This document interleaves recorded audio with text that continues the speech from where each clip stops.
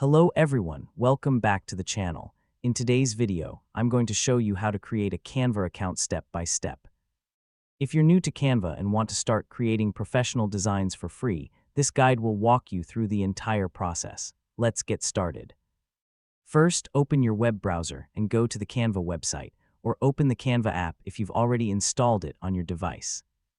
Once the page loads, look for the Sign Up button and click on it to begin creating your account. Now Canva will give you several sign-up options. You can continue with your Google account, Apple account, Facebook account, Microsoft account, or sign up with your email address. For this tutorial, I'll choose Continue with Google because it's the quickest and easiest option.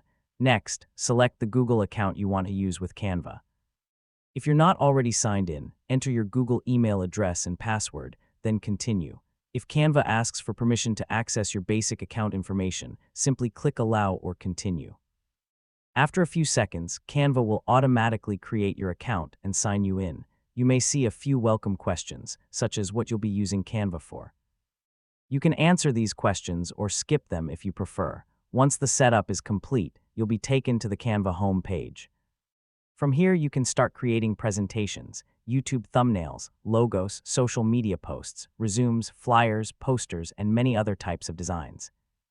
You'll also have access to thousands of free templates, photos, icons, fonts, and design elements. If you want, you can also personalize your profile later by adding your name, profile picture, or changing your account settings. Everything can be managed from the account menu after you sign in. And that's it. As you can see, creating a Canva account is quick, easy, and completely free. Now you're ready to explore Canva and start designing amazing projects for personal, educational, or business use.